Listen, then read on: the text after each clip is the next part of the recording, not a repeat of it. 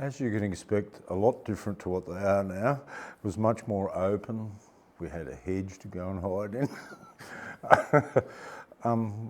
During my time at school, it was very basic, and as a younger person at school, I think it was the 100th year so there was a lot to do with that. So anyway, as far as the facilities go, so I can remember when the swimming pool went in. I can remember when the canteen was built. So basically we had a netball court. We used to go onto the oval to play cricket or football, and we had another cricket pitch sort of with the north behind where the kindergarten, I think it's still the kindergarten, next to Madeira Park, where there was a little cricket pitch in there, and we used to play there. We used to play softball over near where the swimming pool used to be, where the hedge was. Yeah, so everything was a lot different now than it was then, because there was a lot less children went to school then too. Because St Mary's was the premier school for high school, so to speak, so a lot of my friends at grade 6 all buggered off to St Mary's, but I stayed here. Well, my most memorable things as far as excursions, as they were called, would be sporting events, playing other schools at sport, because I was always a competitive person, so I just loved that. I forget how old I was, but I would have been probably 12. We all went to Victoria for a school trip, and that was just lovely. Other than that, really, inter-school meets with sport was mainly what we used to get up to. We didn't really do many excursions, occasionally, but not very often. I can't really think of any, to be honest with you, but I know we did do it. We didn't do surfing either, and all of us fished anyway, so we didn't have to learn how to do that. Well, I actually had 3 headmasters through my whole sort of time. So Mr. Vogel was the first one, but I can't remember his first name. Kerry Mallinson was the principal for most of my school career, and Murray Harper did it for my year 10. And I did get on very well with Kerry Mallinson. I really liked him. And the most memorable things I ever did with him, he taught me how to play chess. All right. We used to do that at lunchtimes, every day of the week. Right. And when I finally beat him, he wouldn't play me anymore.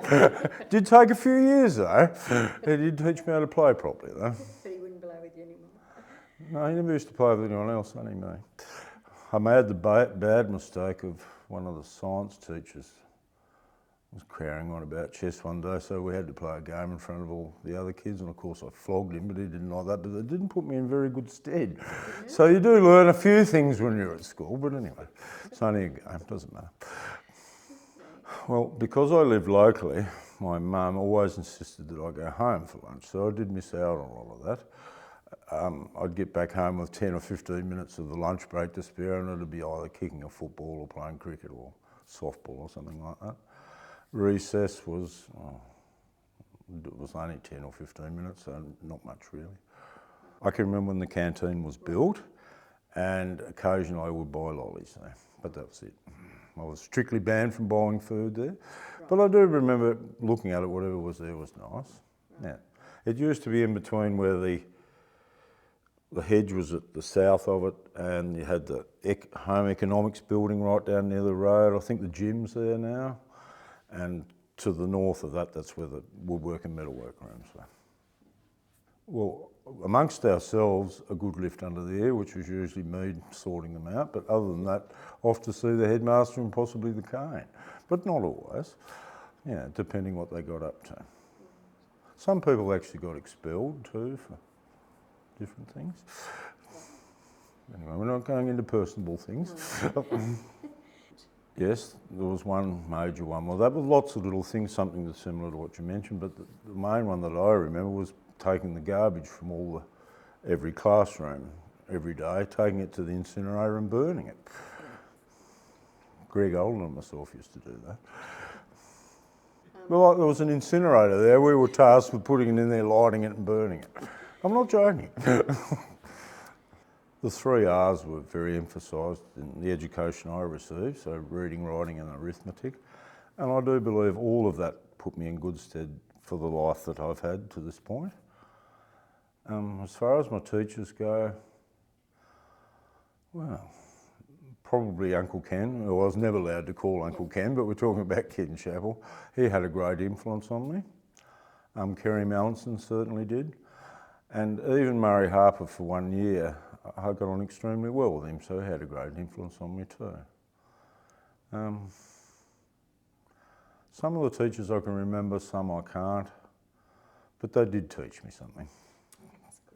With reading and writing and arithmetic, we all have to know how to do that. Whether it's even electronic now, you still have to know how to do that. So that really helped me. But everything else I just learnt myself. And I couldn't wait to finish school to go and start work and earn money. So, and lots of other people my age were the same. Some of them left early to go working on a fishing boat or something so they could earn money. Because back then, like working on a fishing boat, you could earn more money than you could on wages for 3 years in 6 months. So, you know, it was a highly sought after thing. I didn't actually do that, but yeah, that's how it was for me. I'd certainly do what I did again, but knowing what I know now, I would have knuckled down a lot harder at school and went and got a university degree. Because once you have a degree, they can't take it off you. That's what I would have done. Well, the number one for me was the beginning of every holiday event.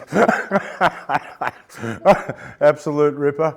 The other thing was anything to do with an inter-school sports event or the teachers playing the kids at some sort of sport. Loved all that sort of stuff.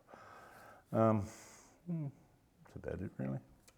Well, to be honest with you, I didn't mind any of it, to be honest with you. So I wasn't sort of... I used to look forward to going to school, but in saying that all... See, for us, when the day we finished school, like, say this time of the year, we'd all be rushing off to the wharf to catch a fish or something like that. Or doing something on the farm or something, you know, there was always something else to do. Indirectly never had to use it outside the classroom, but I can understand the merit in algebra. It's just another language, really, used to do some things. But some of it, I always wonder whether it's actually right or not, in the fullness of everything that's out there. It's the way we communicate, so it's an important part, but no, I've never used it since. I thoroughly enjoyed going to school. I didn't really have any issues with any of it at any time. I enjoyed my days there, but I also enjoyed starting work too, because I've worked from the day after I left school till now, and I'm still working. So, yeah. So in lots of ways, they prepared me okay for the real world. But you really, at the end of the day, you have to knuckle down and do it yourself. It's about called growing up. Thank you very much.